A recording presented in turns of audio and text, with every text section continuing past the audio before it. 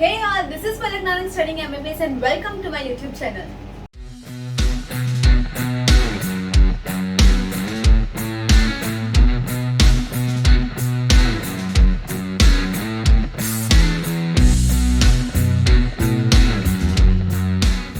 तो आज हम न्यू चैप्टर के साथ स्टार्ट करने वाले हैं, that is the living world. ठीक है, लिविंग वर्ल्ड.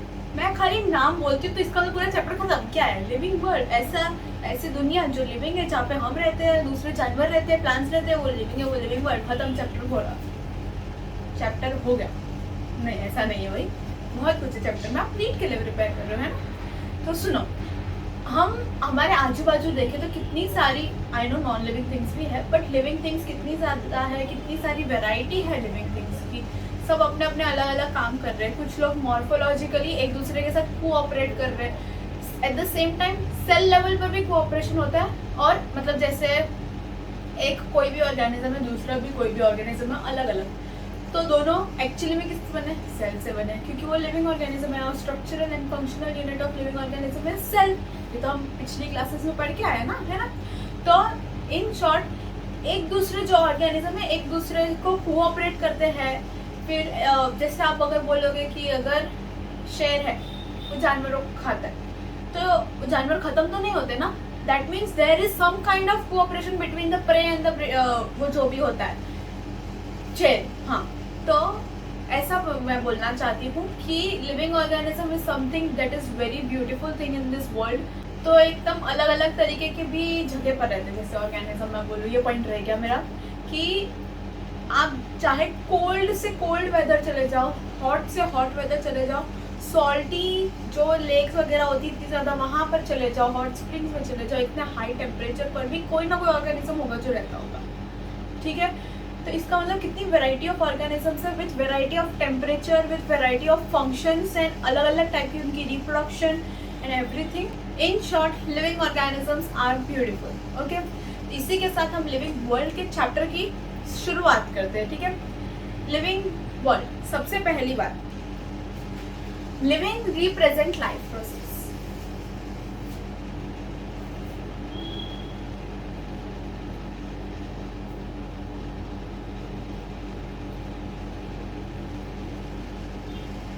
ये मैं यहाँ पे क्यों लिख रही हूँ? क्योंकि आपको अपनी नोटबुक में लिखना है ना. तो जो आपकी नोटबुक है जिसमें आप नोट्स बनाते हो वो निकालो, एनसीईआरटी निकालो. अगर आप कोई इंस्टीट्यूट जाते हो तो वो जो भी बुक आप प्रेफर करते हो, जो भी है वो निकालो, नोट्स लिखो, पेन पेंसिल निकालो. थोड़ी मेहनत करो तो ही तो पढ़ाई होगी. अब हमें कैसे पता चलेगा कि कोई ऑर्गेनिज्म लिविंग ऑर्गेनिज्म है कि नहीं? भाई हम बचपन से पढ़ते हैं, पता तो चल ही जाएगा ना. फर्स्ट स्टैंडर्ड के बच्चों को भी पता होता है. बट अब हम थोड़ी सी ज़्यादा डिटेल में जाएंगे. हम लिविंग ऑर्गेनिज्म, सबसे पहले तो लिविंग ऑर्गेनिज्म में कोई एक न्यूट्रिशन होता है, वो जो न्यूट्रिशन को फॉलो करता है वो होता है, राइट. दूसरा वो रेस्पायर करता है, राइट, रेस्पिरेशन होता है. उसके अलावा और भी थोड़े थोड़े पॉइंट्स हैं जिसके बेस पे हम क्लासीफाई करेंगे कि वो ऑर्गेनिज्म लिविंग है या नॉन लिविंग है. ठीक है, सबसे पहला मैं बोलूँगी ग्रोथ. ग्रोथ के बेस पे हम डिफाइन करेंगे कि वो ऑर्गेनिज्म है लिविंग है, ऑर्गेनिज्म लिविंग है या नॉन लिविंग है. दूसरा रिप्रोडक्शन.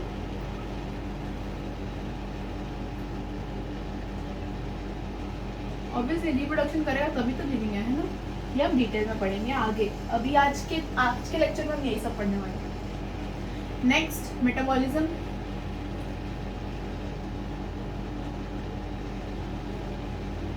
Cellular organisation.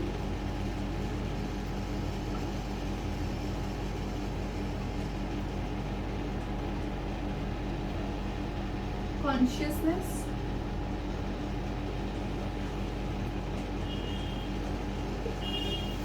कुछ रहा क्या? I don't think so. तो ठीक है, इन सब के बेसिस पे हम डिफाइन करेंगे whether that organism is living और नॉन लिविंग. नॉन लिविंग तो क्या ही ऑर्गेनिज्म होगा. सबसे पहला आता है ग्रोथ. मैं सिर्फ एकदम ब्रीफली सिर्फ बता देती हूँ कि क्या क्या चीज़ें होने वाली हैं, क्या क्या चीज़ें पढ़ने वाले हैं. इन शॉर्ट आपको भी पता ही होगा, ऐसा पहले क्लासेस में पढ़ के आते हो.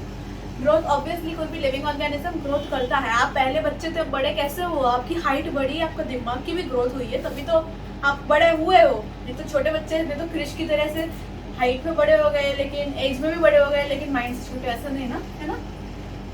क्योंकि वो भी तो ग्रोथ ही है।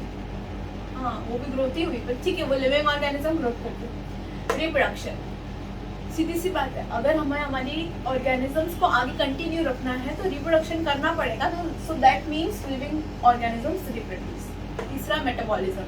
हमारी बॉडी के अंदर मेटाबॉलिज्म होता है। मेटाबॉलिज्म क्या होता है कि कोई भी कॉम्प्लेक्स सब्सटेंसेस को सिंपलर में या सिंपलर को कॉम्प्लेक्स में कन्वर्ट करना, दैट इज मेटाबॉलिज्म। हम कितना तो ऐसा है, किसी का मेटाबॉलिज्म ज़्यादा होता है, किसी का कम होता है, तो कॉमन वर्ड है, यूज होता रहता है। सेलुलर ऑर्गेनाइजेशन, यानी हर कोई organism is made up of a cell, क्योंकि cell is the structural and functional unit of organism. Consciousness, ये भी आपको पता है, आप पढ़ रहे हो, पता है कि नहीं पता? दैट मीन्स आप कॉन्शियस हो, आप क्या कर रहे हो, तो वो भी एक कैरेक्टरिस्टिक होता है ऑफ लिविंग ऑर्गेनिज्म। अब हम इस सब का एक एक करके डिटेल में पढ़ते हैं। सबसे पहला पॉइंट है हमारा ग्रोथ।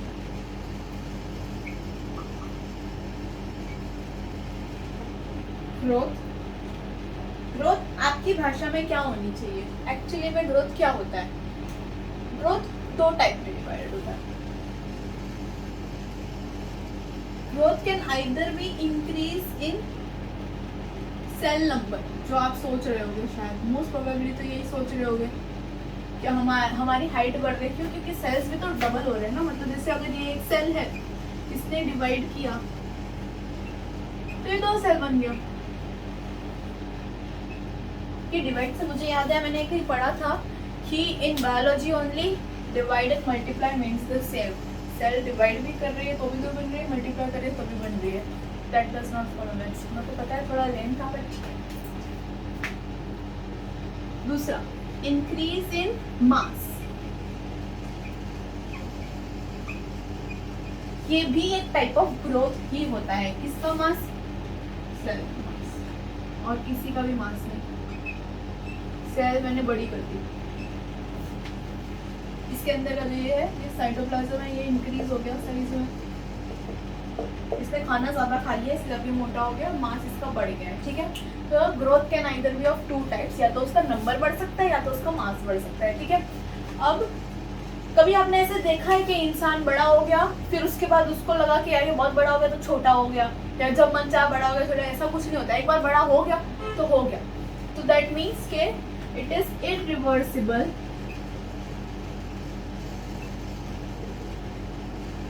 In living. खाली हमारे ऊपर नहीं एप्लीकेबल है ना, प्लांट्स भी तो एक बार ग्रो हो गए तो क्या कभी छोटे होते हैं? ऑब्वियसली नहीं।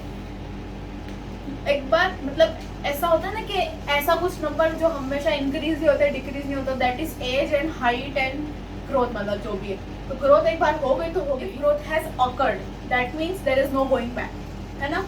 तो it is irreversible in living. मैंने लिविंग में इरिवर्सिबल ऐसे क्यों मेंशन किया? बिकॉज नॉन लिविंग में रिवर्सिबल होती है। नॉन लिविंग में growth, of course non living में ग्रोथ मैं बताती हूँ, रिवर्सिबल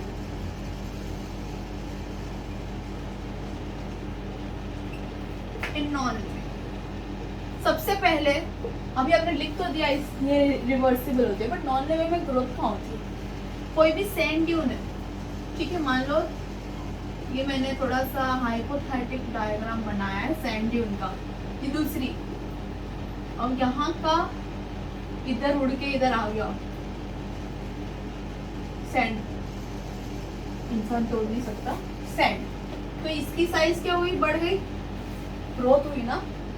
लेकिन फिर बाद में अगर और हवा चल रही है तो यहाँ से यहाँ चला जाएगा, तो इसकी साइज वापस कम हो गई, that means irreversible.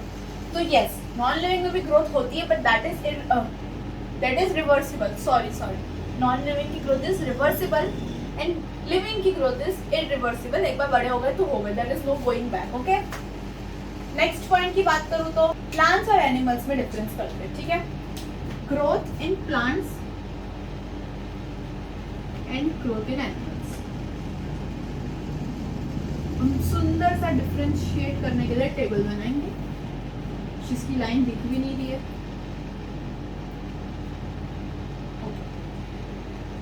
Plants and animals. सबसे पहला पॉइंट, प्लांट्स में ग्रोथ इज लोकलाइज। अरे रे,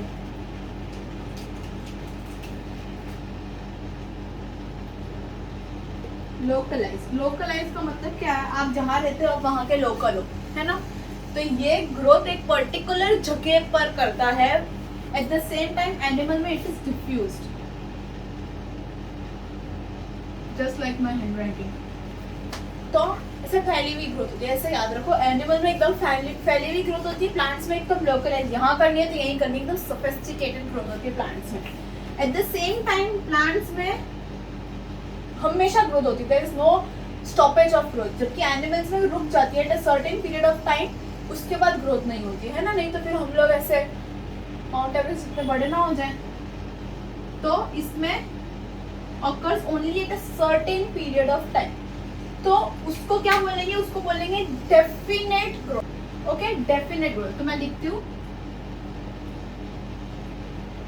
occurs only up to certain period।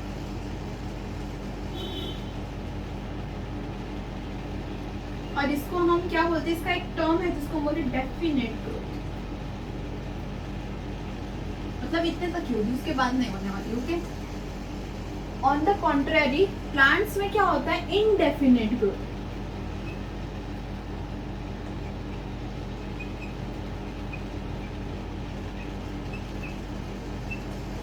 Indefinite growth मतलब कि it will occur through out life.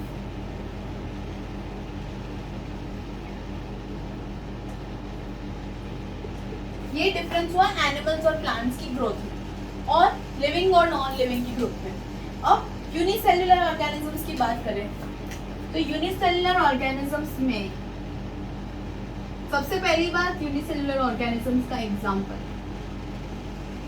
सबसे इजी जो सबको पता होगा वो है एमीबा या बैक्टीरिया भी, ठीक है, वो भी पता होगा सबको। नहीं पता हो तो अब पता चल गया, है ना। Unicellular organisms, for an example amoeba, bacteria, इनमें क्या होता है, ग्रोथ में एंड रिप्रोडक्शन में देयर इज नो डिफरेंस। क्यों? क्योंकि वो सिंगुलर सेल्ड होते हैं, मतलब सिंगल सेल ऑर्गेनिज्म है। अब इनकी ग्रोथ मान लो as per increasing cell number हो रही है, मैंने इनका सेल नंबर अगर इंक्रीज किया तो 2 सेल बनी, तो 2 सेल एक बॉडी में तो नहीं रह सकती ना, बिकॉज दे आर यूनिसेल्युलर, तो ये दोनों अलग अलग ऑर्गेनिज्म हो गए ऑल टुगेदर। सो इधर reproduction is exactly same as that of growth. समझे? Mark my words, in unicellular organisms reproduction is exactly same as that of growth, क्योंकि ग्रोथ के टाइम पे जब सेल टूटेगा 2 सेल में कोई भी प्रोसेस की वजह से, जो हम आगे पढ़ेंगे, तो सेल जब 2 सेल और बनाएगा तो वो रिप्रोड्यूस तो कर दिया उसने, क्योंकि 2 यूनिसेल्युलर ऑर्गेनिज्म और बना दिए। एट द सेम टाइम उसने ग्रोथ भी करी। कैसे? क्योंकि ये भी तो हमने यही किया था, एक सेल 2 सेल में टूट रहा है ना, तो ये ग्रोथ हुई, eight the same time reproduction भी हो गई। तो एक बार वापस रिपीट करती हूँ मैं कि इन unicellular organisms, for an example amoeba, bacteria या फिर yeast, okay, growth and reproduction both are inclusive events. What do you mean by inclusive? Both occur simultaneously, मतलब दोनों साथ में हो रहे हैं, तो they are inclusive events। क्या बोल रही हूँ मैं, फंबल कर रही हूँ। ओके, तो ये नोट कर लो, हम आगे बढ़ते हैं। ऑल्सो एक और चीज़ कि लिविंग ऑर्गेनिज्म में ग्रोथ इंटरनल हो रही है, तो उसको हम बोलते हैं इंट्रिंसिक, और नॉन लिविंग ऑर्गेनिज्म में सिर्फ बाहरी है, ऊपरी ग्रोथ है, तो उसको एक्सट्रिंसिक बोलते हैं। इंट्रिंसिक मतलब इंटरनल, एक्सट्रिंसिक मतलब एक्सटर्नल, ठीक है। तो लिविंग ऑर्गेनिज्म में सच में अंदर से ग्रोथ हो रही है और नॉन लिविंग में सिर्फ बाहरी दिखावा है। Okay, so intrinsic and extrinsic.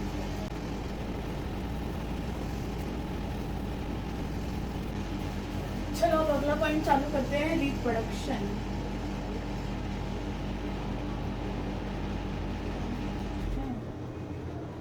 चलो, रिप्रोडक्शन में it can be of 2 types, asexual and sexual. इससे पहले मैं इसके टाइप्स पे बढ़ूं, वी विल फर्स्ट डिस्कस, इससे पहले मैं आगे बढ़ूं, वी विल फर्स्ट डिस्कस कि एसेक्सुअल और सेक्सुअल में डिफरेंस क्या है। मैं साइड पे से छोटा सा बताती हूँ।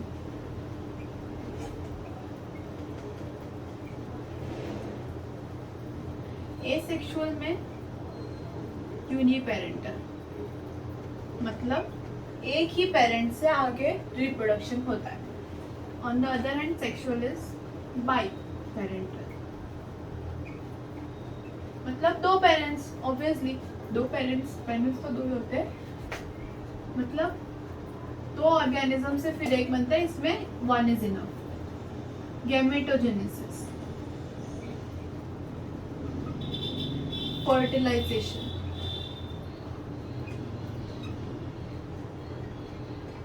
जायगोट, ये सब नहीं होता है एसेक्सुअल में और होता है सेक्सुअल में. ये सब चीजें क्या क्या होती है? गैमेटोजेनेसिस यानी फॉर्मेशन ऑफ गैमीट्स.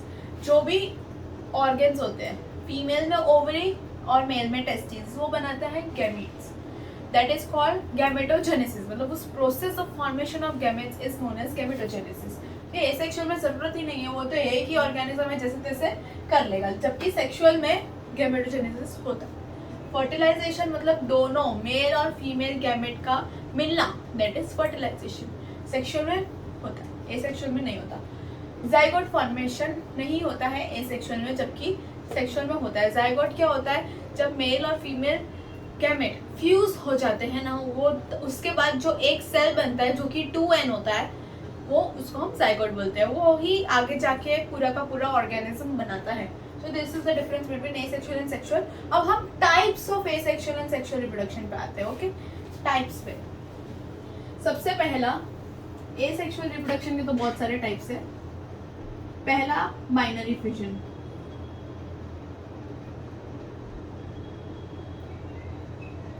दूसरा स्पोर फॉर्मेशन. अभी तो इसमें इतनी सारी इंक भरी थी, कहाँ चली गई? तीसरा budding.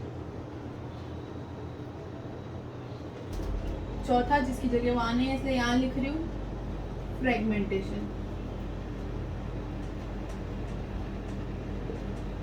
And last but not the least, regeneration. चल ही नहीं रहा है.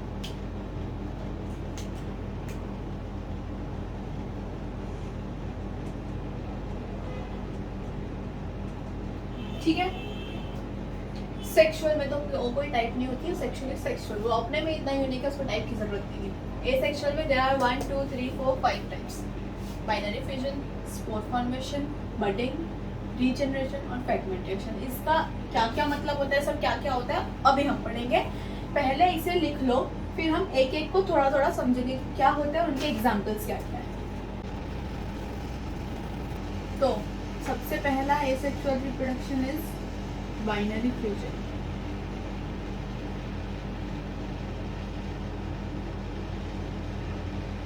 इसके एग्जाम्पल पहले बताऊं फिर प्रोसेस. पहले एग्जाम्पल बता देती हूँ. Amoeba, paramecium,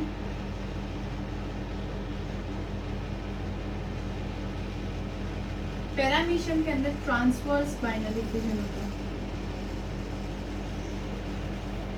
Euglena, overall bacteria, bracket में लिख दो लॉन्जिट्यूडिनल. अब सबसे बड़ा क्वेश्चन, बाइनरी फिजन होता क्या है? ये एक सेल है, इतनी अच्छी तो होती नहीं है सेल, हम बना रहे हैं अमीबा. तो अमीबा की सेल थोड़ी हम डिजाइन में बनाएंगे. ठीक है, ये अमीबा की सेल है.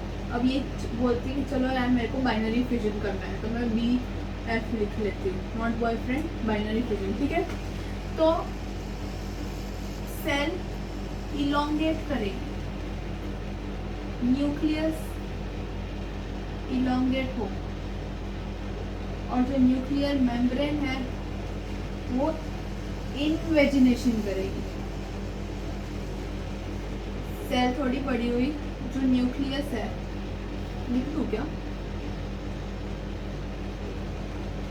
Nucleus elongate as well as nuclear membrane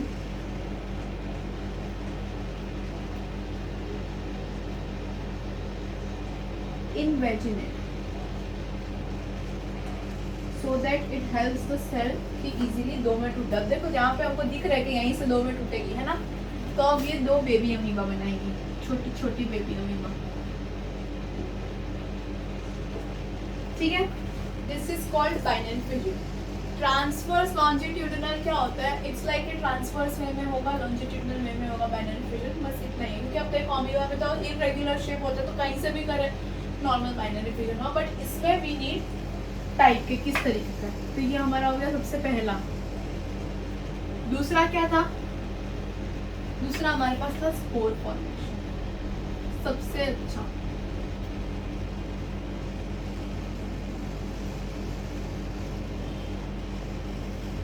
अगर आपने एनसीईआरटी खोली होगी तो उसमें जो प्लांट किंगडम वाला चैप्टर है, उसका जो फंगाई वाला पार्ट है ना, उसमें हम एकदम डिटेल में पढ़ेंगे स्पोर फॉर्मेशन। तो स्पोर फॉर्मेशन पूरा का पूरा टॉपिक स्पेशली फंगाई वालों के लिए बनाया गया, बहुत स्पेशल है फंगाई। तो commonly found in wild, commonly की स्पेलिंग है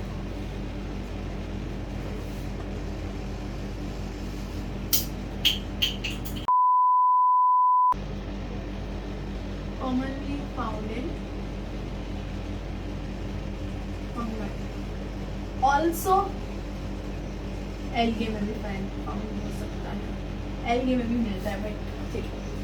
फंगाई यूजुअली मतलब मेनली बहुत सारे टाइप ऑफ स्पोर्स पाए जाते हैं फंगाई में, बट एल्गी में भी मिल सकता है। स्पोर कैन बी मतलब एक्सप्लेन कैसे किया जाता है? इधर होमोस्पोरस और हेटेरोस्पोरस।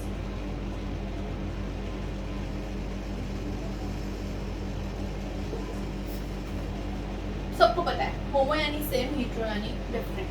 हेटेरो में greater than one type of spores are present. Homosporous में ओनली वन टाइप ऑफ, यार क्या लिख रही हूँ मैं, one type of spore is present.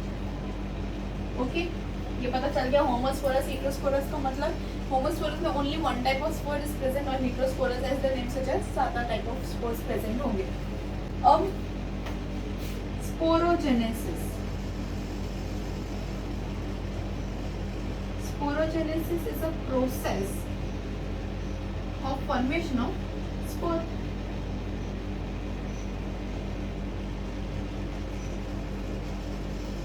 सीधी सी बात है, स्पोर का फॉर्मेशन तो स्पोरोजेनेसिस, गैमेट का फॉर्मेशन गैमेटोजेनेसिस। हाँ ठीक है, तो ऐसे सब इजी होता है, आपको याद रखना आना चाहिए, ठीक है। अब फंगाई स्पोर्स के थ्रू रिप्रोडक्शन करता है, बहुत बढ़िया है। एल्गी स्पोर्स के थ्रू रिप्रोडक्शन करता है, ये भी बहुत बढ़िया बात है। बट इसके जो स्पोर होता है ना, उसको भी हम लोग अलग अलग नाम देते हैं। फंगाई के जो स्पोर्स है उसके कुछ नाम मैं आपको बताती हूँ। Ascospores, then we have Basidiospores,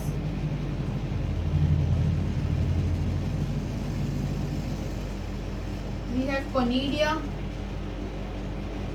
ये सब फंगाई के स्पोर्स के नाम है। फंगाई इज अ फाइलम, उसके अंडर भी और क्लासिफिकेशन होती है।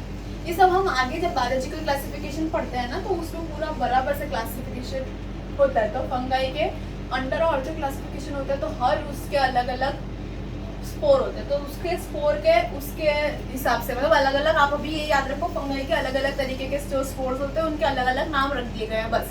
सिमिलरली एल्गे के भी स्पोर्स के नाम है, क्योंकि एक का नाम है तो दूसरे को हम क्यों छोड़ दें, है ना। एक को एलिमिनेट नहीं कर सकते, मतलब ऐसे पार्शियलिटी तो कर नहीं सकते, तो हम एल्गे के स्पोर्स के भी नाम रखेंगे। एल्गे के लेकिन फंगाई से इजी है। एक है ज़ूस्पोर और दूसरा है ए प्लेनोस्पोर, बस। अब इसमें इंपॉर्टेंट क्या है कि जो ज़ूस्पोर है ना, वो मोटाइल होता है और ए प्लेनोस्पोर नॉन मोटाइल होता है।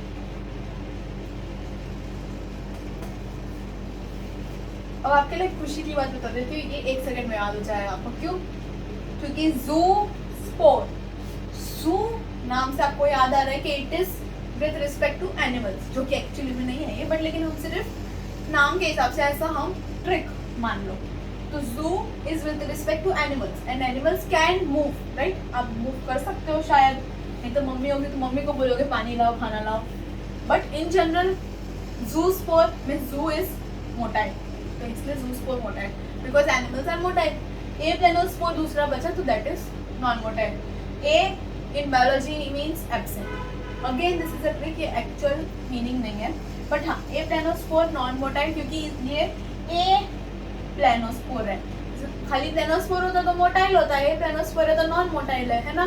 किसी को ये बोल मत देना जाके, सिर्फ आपके लर्न करने के लिए है ना. या फिर किसी को बोलोगे तो बता के बोलना कि ये रियल मीनिंग नहीं है. ठीक है, स्पोर फॉर्मेशन हो गया. दूसरा सॉरी तीसरा क्या था हमारे पास, बडिंग. तो अब उससे चालू करते हैं, ये लिख लो तब तक. Number 3 budding.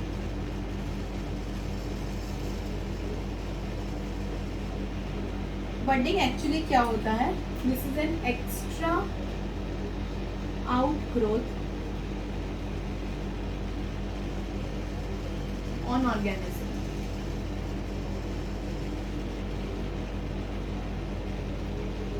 यानी सबसे बड़ा और सबसे अच्छा एग्जांपल हम ले लेते हैं ईस्ट का.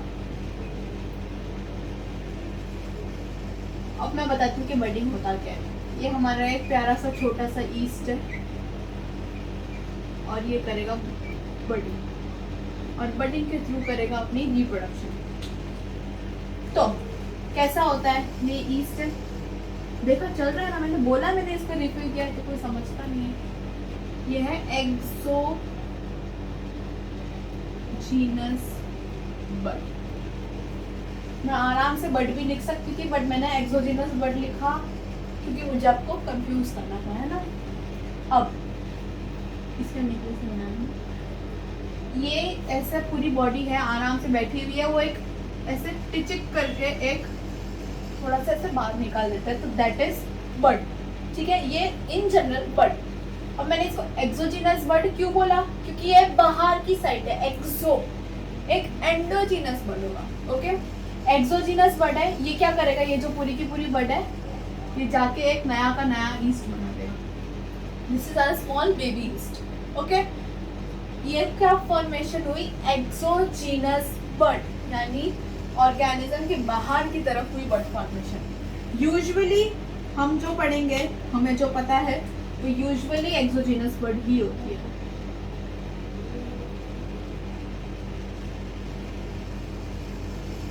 लेकिन we can rarely find endogenous bud. मैं लिख देती हूँ एंडोजीनस रेयर. और रेयर का एग्जांपल क्या है, साइकॉन इन पोरिफेरा. और आपको एक खुशखबरी बता देती हूँ, ये पूरा मैंने एकदम डिटेल में एनिमल किंगडम की वीडियो में समझाया हुआ है जो ऑलरेडी अपलोडेड है, बट स्टिल इसका सिर्फ क्या बोलते हैं उसे, ब्रीफ. बताओ, ये वर्ड याद नहीं आ रहा, इसका ब्रीफ मैं आपको बता देती हूँ. ये है हमारा साइकॉन.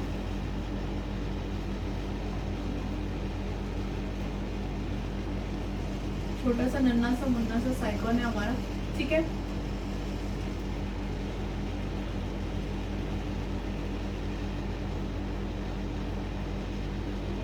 ये अपने अंदर बनाता है एक bud. Now this is called exogenous bud, है ना. नहीं भाई, एक्सोजीनस का वहां अंदर बना है, तो दिस इज एंडोजीनस बड. और क्योंकि एंडोजीनस बड रेयर होता है जो कि पॉलीफेरा में है, तो अब रेयर चीज का हम नामकरण तो ऑब्वियसली करेंगे ही ना, तो इसको हम बोलते हैं जेम्यूल.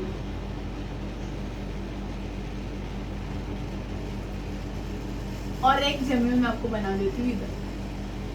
ठीक है, ये एक ही बर्ड है जो मैंने इधर बनाई है, राइट.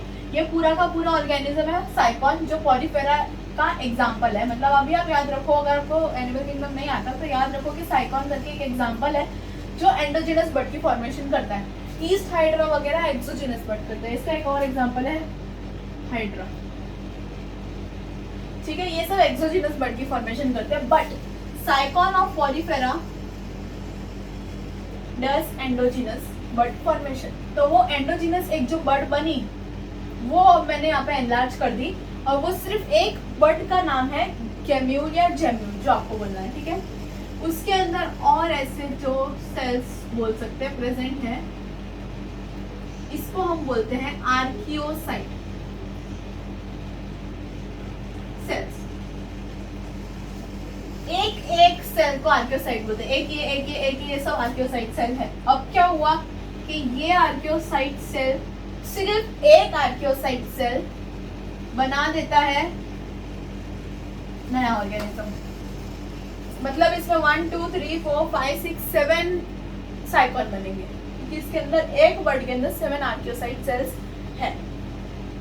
एक जेम्यूल से एक ऑर्गेनिज्म नहीं बनेगा, एक आर्कियोसाइट से एक ऑर्गेनिज्म बनेगा, और बस इतना याद रखो भी। और इसकी एंडोजिनस बड फॉर्मेशन होती है। अब हम अगले की बात करें तो नेक्स्ट क्या है हमारे पास, फ्रेगमेंटेशन। दो ही बचे ना, एक फ्रेगमेंटेशन और एक रीजनरेशन। तो हम बात करेंगे पहले फ्रेगमेंटेशन की।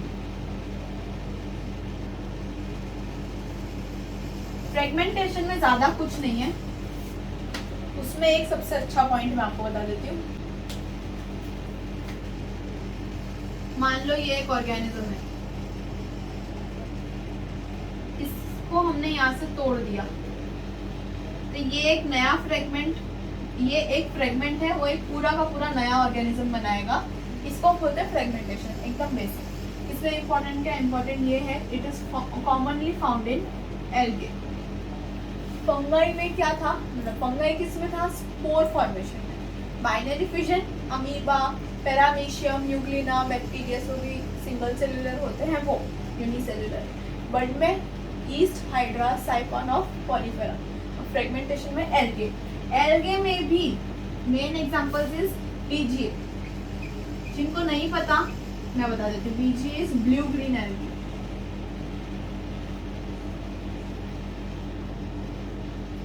और दूसरा ग्रीन एल्गे। ये सब हम लोग प्लांट किंगडम में पढ़ेंगे। अगर आपको अभी एकदम अच्छे से समझ में नहीं आ रहा, इट्स फाइन, अभी सिर्फ एग्जांपल्स याद रख लो। तो फ्रेगमेंटेशन में example is algae, most commonly found in algae, usually blue green algae and green algae. अभी अगर इतना नहीं याद रखोगे ना तो इट्स फाइन, बट लेकिन अगर अभी याद रखोगे ना तो आपको प्लांट किंगडम में बेनिफिट होगा कि आपको पहले से ही याद है। अब सिर्फ एक ही रह गया, रीजनरेशन। यहीं पे घुसा दूं क्या, इसको रख करके घुसा देती हूँ। Fifth, regeneration.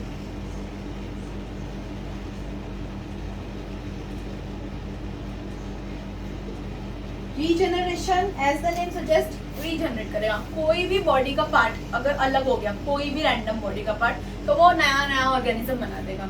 जैसे फॉर एन एग्जांपल,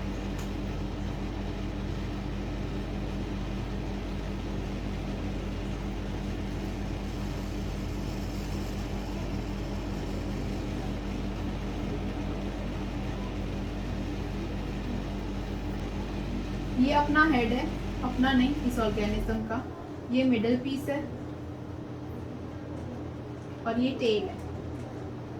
ये पूरा का पूरा में से कोई भी पार्ट रैंडमली कोई वाले टेल पकड़ लो तो फिर वो खाली एक टेल एक नया का नया पूरा ऑर्गेनिज्म बना देगी। जैसे कि आप लिजर्ड में देखते हो, पता है, उसकी पूंछ काटते हो तो वो वापस पूंछ उग जाती है, वो सिर्फ पूंछ रीजनरेट होती है। इसको पूरा बॉडी पार्ट अगर आप उसके हाथ निकाल के ले लोगे तो एक नई चिपकली नहीं आती है। इसमें मतलब अगर रीजनरेशन होता अगर उसमें, तो हाथ काट के भी एक नई चिपकली आनी चाहिए थी। स्टारफिश में भी ऐसा होता है, रीजनरेशन की प्रॉपर्टी होती है, सेम कॉन्सेप्ट यही है। ठीक है, हमने कौन कौन से रिप्रोडक्शन पढ़े। सबसे पहला बाइनरी फिजन, जिसका एग्जांपल था अमीबा, पैरामीशियम, यूग्लिना और बैक्टीरिया। मेरे साथ साथ रिवाइज करो। हाँ, दूसरा हमने पढ़ा spore formation. Spore formation usually found in fungi, algae में भी फाउंड होता है बट यूजुअली फंगाई में। फंगाई के सबसे पहली बात, होमोजीनस और हीट्रोजीनस हो सकता है। होमोजीनस मतलब only one type of spore is present, heterogenous मतलब more than one type of spore is present. Sporogenesis means formation of spore. Similarly gametogenesis क्या था, फॉर्मेशन ऑफ गैमेट। मैंने कंपेयर करके बताया ना। ठीक है, फंगाई में जो स्पोर्स के एग्जांपल है that are ascospores, basidiospores, conidia. Algae में zoospore, zoospore is motile and aplanospore is non motile. अगला हमने पढ़ा बडिंग। बडिंग में एक्सोजीनस भी हो सकती है, एंडोजीनस भी हो सकती है। यूजुअली सबसे इन जनरल बडिंग का एग्जांपल ले तो ईस्ट, हाइड्रा, उनमें एक्सोजीनस बडिंग होती है, यानी थोड़ा सा ऐसे बाहर ऐसे निकला हुआ होता है। और यूजुअली एक्सोजीनस बडिंग फाउंड होती है but endogenous budding is rare, जो कि होती है साइकोन एंड पॉलीफेरा। यहाँ पे मैंने बताया उनमें होती है एंडोजिनस बर्ड फॉर्मेशन, जिसके अंदर जेम्यूल्स बन जाते हैं, और जेम्यूल्स के अंदर जो आर्कियोसाइट सेल होते हैं वो एक archaeocyte cell will form one organism that is zygote. Next हमने पढ़ा फ्रेगमेंटेशन। फ्रेगमेंटेशन यूजुअली एल्गे में फाइंड किया जा सकता है। Examples are blue green algae जिसको बीजीए भी बोलते हैं, secondly green algae. Last but not the least regeneration. Regeneration में नया पार्ट पूरा का पूरा बन जाता है। इसका एग्जांपल रह गया that is planaria. Planaria is a very good example of regeneration. ठीक है, इतना इजी था रिप्रोडक्शन। 5 मिनट में हमने पूरा का पूरा रिवाइज कर लिया, 5 मिनट भी नहीं लगे, है ना। और ये बच्चे रोते रहते हैं क्योंकि ये आगे जाके डिटेल में पढ़ते हैं तो अभी समझ में नहीं आता। अब आपको समझ में आ रहा है कि ऐसे ही हुआ, अब एनसीईआरटी पढ़ोगे तो सब समझ में आएगा। ठीक है, नेक्स्ट पे बढ़ते हैं, that is metabolism. Next one we will see metabolism.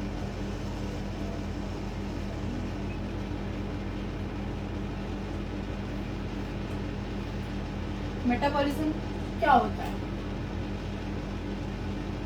Some total of all reaction आरएचएन is reaction occurring in the body.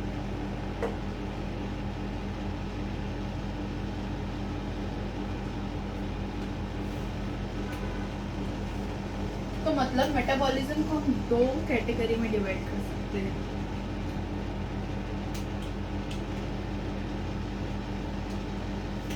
एक है कैटाबॉलिक, दूसरा है एनाबॉलिक।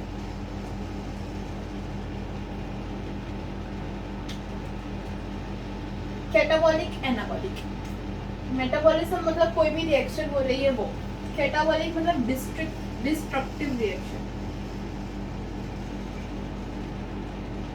यानी कॉम्प्लेक्स सब्सटेंस जो हमारी बॉडी के अंदर है that will convert into simpler form. Okay, complex substance will convert into simpler form. क्योंकि complex और molecules वो टूट रहे हैं, that means energy is liberated.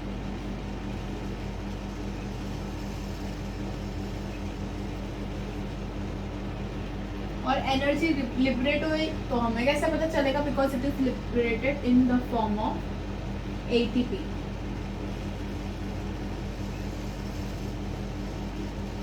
इसका सबसे अच्छा एग्जांपल इज रेस्पिरेशन। अब सबको समझ में आएगा, अगर अभी तक नहीं आया था तो। रेस्पिरेशन में क्या होता है? हमारा जो कॉम्प्लेक्स फूड है, कॉम्प्लेक्स मॉलिक्यूल है glucose, that converts into simpler food. तो एनर्जी तब लिबरेट होगी, एटीपी की फॉर्मेशन होगी। कभी भी कॉम्प्लेक्स सिंपल में टूटते हैं यानी टूटने का काम होता है ना, तो एनर्जी की लिबरेशन होती है। एनाबॉलिक में जुड़ने का काम होगा, यानी सिंपल कन्वर्ट होगा कॉम्प्लेक्स में।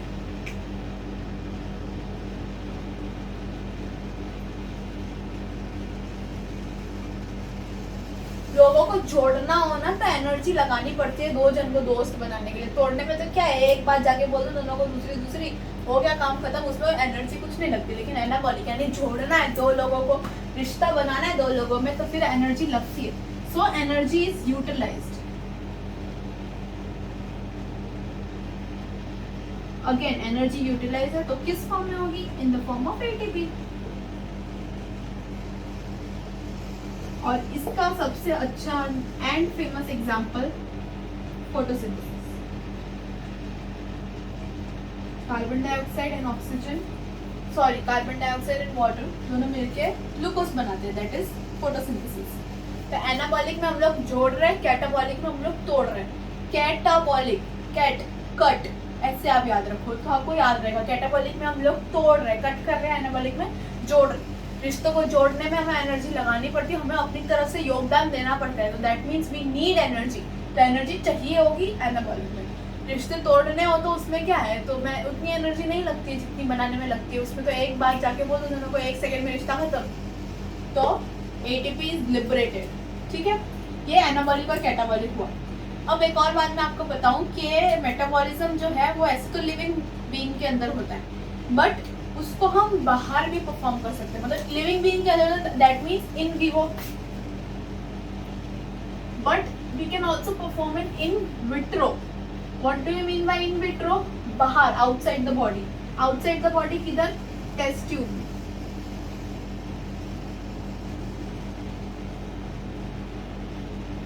टेस्ट ट्यूब में अगर मान लो ये टेस्ट ट्यूब है, इसमें हम सेम वही कंडीशन, टेम्परेचर वगैरह, एंजाइम सब कुछ प्रोवाइड करते हैं जैसा हमारी बॉडी में होता है, तो भी मेटाबॉलिज्म होगा। जो मेटाबॉलिज्म हमारे अंदर हो रहा है, टूट रहा है या जुड़ रहा है, अगर वो सेम कंडीशन सब कुछ सेम हम टेस्ट ट्यूब में हम प्रोवाइड करते हैं तो ऑब्वियस सी बात है उधर भी मेटाबॉलिज्म होगा। तो ये लिविंग है कि नॉन लिविंग है? तो मैं आपको बता दूं, this is neither living nor non living, this is a living reaction. ये reaction is a living, but लेकिन इन जनरल ये पूरा इन विट्रो जो हम लोग ने मेटाबॉलिज्म किया, that is neither living nor non living. ठीक है, क्यों मैं ऐसा बोल रही हूँ? क्योंकि अब ये आगे जाके काम आएगा। हम क्लासिफाई करेंगे चीजों को, डिफाइनिंग एंड कैरेक्टरिस्टिक फीचर जो मैं आगे जाके बताऊंगी, इसके साथ नहीं बताऊंगी। ठीक है, this is all about metabolism. Next is cellular organisation.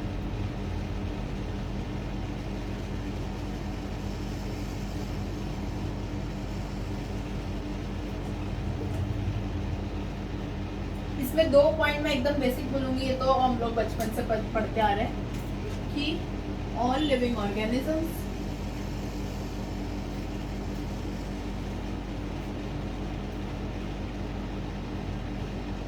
Are made up of cells. बहुत बढ़िया बात है, मजा आ गया पढ़ के, तो हमें पता ही नहीं था। Except virus, virus is made up of nucleic acid and protein.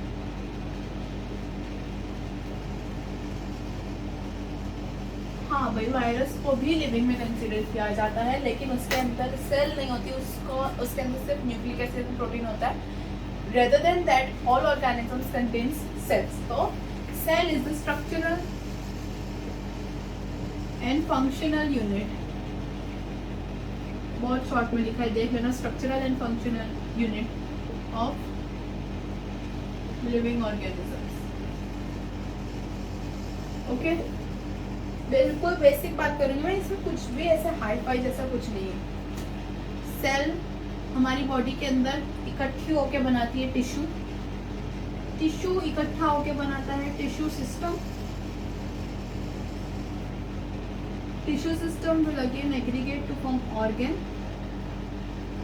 and then later on organ system. ये तो सबको पता ही होगा, है ना? Cell, tissue, tissue system, organ and then organ system. और cell is the structural and functional unit of all organism. Simple, basic, कुछ extra नहीं. Okay?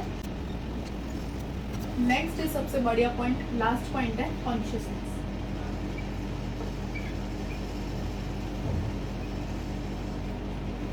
कॉन्शियसनेस मतलब रिस्पॉन्स टू स्टिमुलस। इसका हम बढ़िया सा एक डायग्राम बनाएंगे। ये एक लिविंग ऑर्गेनिज्म है,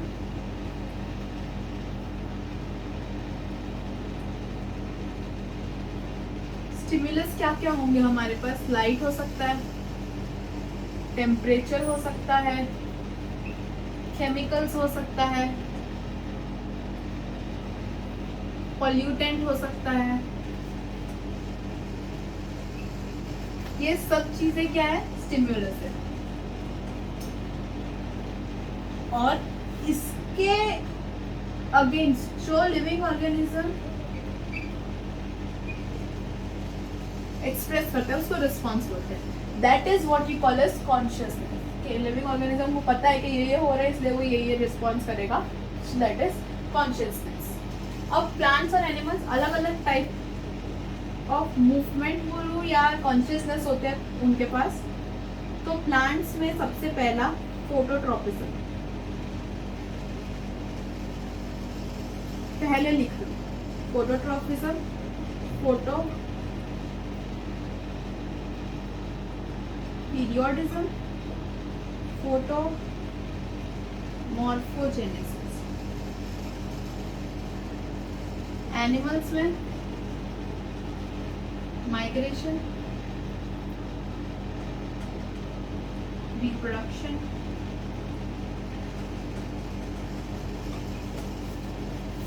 अब मैं आपको इन सब का मतलब बताती हूँ कि एक्चुअली क्या होता है। प्लांट्स में इट इज फोटोट्रॉपिज्म।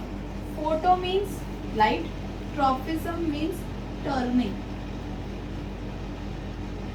ये एक प्लांट है, उसको वहाँ लाइट दिखी हुआ, वहाँ टर्न हो गया, that is phototropism. Movement towards light, तो कहीं पर भी ट्रॉपिज्म आया दैट मीन्स टर्निंग, ये याद रखना, ठीक है। Photo again light. Periodism, periodism मतलब कि ये बहुत स्पेशल फीचर है, आगे आने वाले चैप्टर में इसको डिटेल में पढ़ेंगे। पीरियोडिज्म मतलब प्लांट क्या करता है, डे लेंथ और नाइट लेंथ को मेजर करता है और उस हिसाब से अपना काम करता है। This is very impressive of the plant कि वो पूरी की पूरी नाइट लेंथ मेजर हो रही है उसकी, हाँ ऐसा बोल सकते हैं। एंड देन उसके हिसाब से वो फ्लावरिंग कर रहा है या जो भी कर रहा है, that is photo periodism, that is measurement of the day and night length. Photomorphogenesis, morphogenesis मतलब कोई भी पैटर्न में चेंजेस या कोई भी उसके स्ट्रक्चर में चेंजेस, दैट इज मॉर्फोजेनेसिस। तो लाइट की वजह से हुआ, दैट इज फोटोमॉर्फोजेनेसिस। ये प्लांट्स की मूवमेंट्स हो गए सारे। एनिमल्स की मूवमेंट्स में there is nothing new. Migration मतलब एक जगह से दूसरी जगह जाना, that is migration, that can be for food, that can be for shelter, whatever it is. और दूसरा रिप्रोडक्शन। ये सब अलग अलग पॉइंट्स है इसके।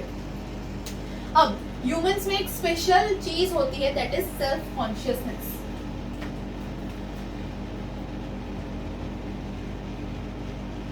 कॉन्शियसनेस तो ठीक है, सब लिविंग बीइंग्स होते हैं, लेकिन ह्यूमंस में it is self consciousness.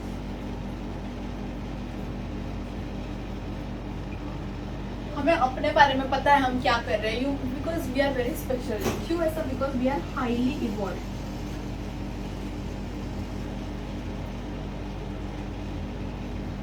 So self consciousness is mainly a property of humans. Okay, property में मैं कैरेक्टरिस्टिक बोलूंगी, मतलब ह्यूमंस की कैरेक्टरिस्टिक है। ओके, अब एक लास्ट पॉइंट बचता है इसमें कि कौन सी चीज डिफाइनिंग है और कैरेक्टरिस्टिक है, उसके लिए ये इरेज करना है, तो लिख लो पहले। अब सबसे पहले क्या करेंगे, जो भी हमने पढ़े अभी तक टॉपिक्स, उसकी सिर्फ हेडिंग लिखेंगे, मतलब growth, reproduction,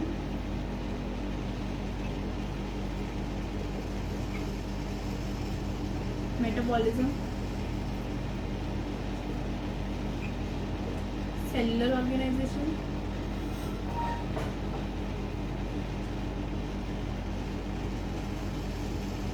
consciousness, also self consciousness.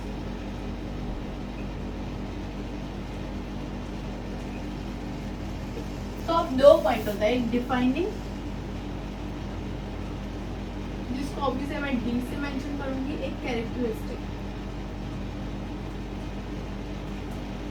जिसको अभी से मैं सी से मेंशन करूंगी। कैरेक्टरिस्टिक और डिफाइनिंग। कैरेक्टरिस्टिक फीचर मतलब ये ह्यूमंस बोल रही हूँ, लिविंग ऑर्गेनिज्म की कैरेक्टरिस्टिक फीचर है। तो मतलब बेसिक है कि वो ह्यूमंस की बोल रही हूँ, वो लिविंग ऑर्गेनिजम्स में पाई जाती है।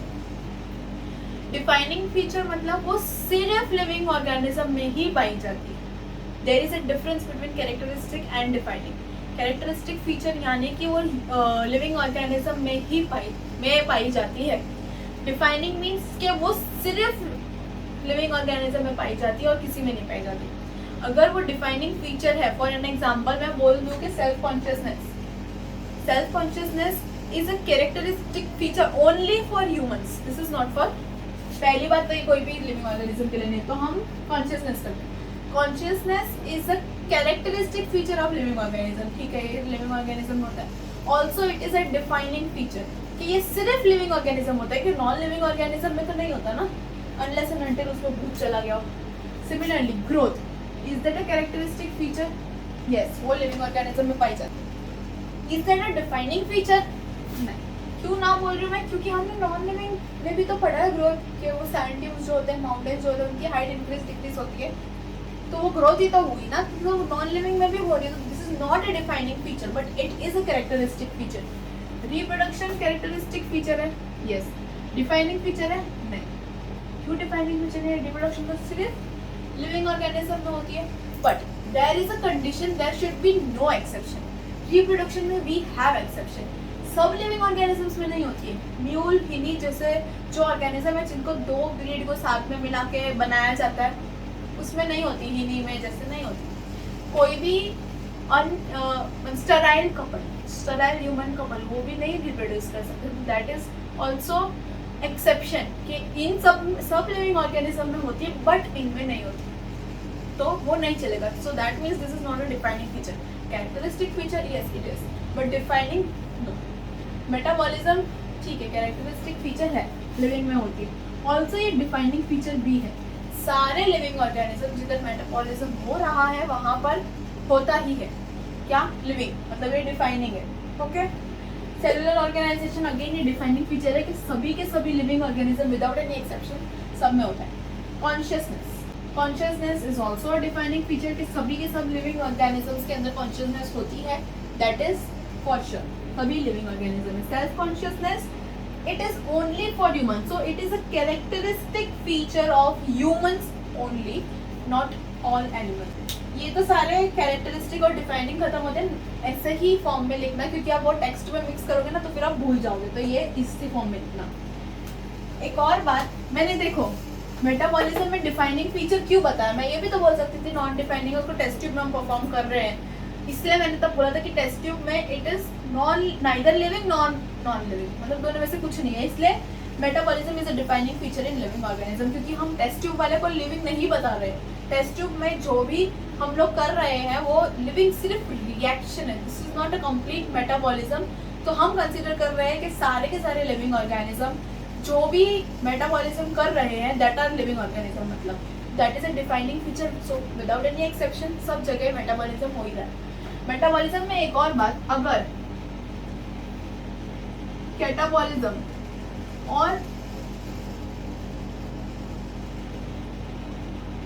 एनाबॉलिज्म दोनों सिमिलर अमाउंट में जा रहे हैं तो ग्रोथ स्टॉप हो जाएगी।